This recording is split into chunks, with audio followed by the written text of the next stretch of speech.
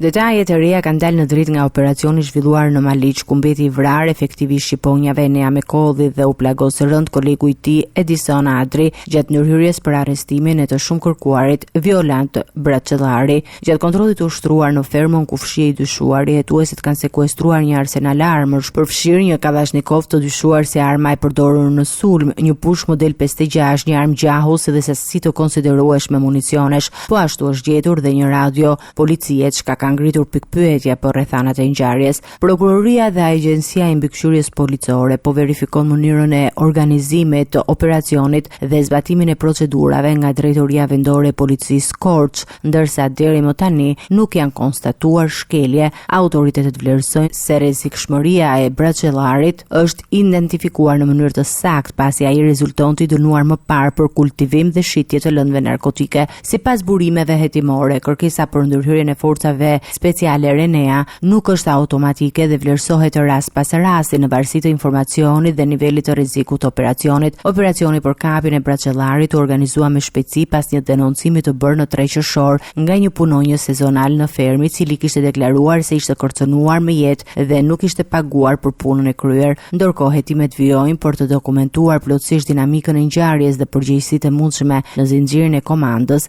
ndërsa Braçellari rezulton me një histori të gjatë penale dhe problematike. Ai ka qenë i regjistruar më herët në forcat e armatosura për është larguar pas pak ditësh, ndërsa vite më vonë është dënuar me 10 vite burg për kultivim kanabisi. Pavarësisht kësaj, ai ka jetuar në liri në zonën rurale, ku ka zhvilluar dhe aktivitet blegtoral. Familja e tij kishte përfituar 20.000 euro ndihmë nga fondet e ASHBR-s për ngritjen e stallave të baktive. Është ende e paqartë se si një person me rrezikshmëri shumë të lartë shoqërore, i dënuar dhe i kërkuar edhe nga Renea, ka mundësi të bëjë biznes, madje të marrë dhe mbështetje financiare nga shteti dhe të jetojë i pashkëqetësuar deri në momentin e ngjarjes tragjike.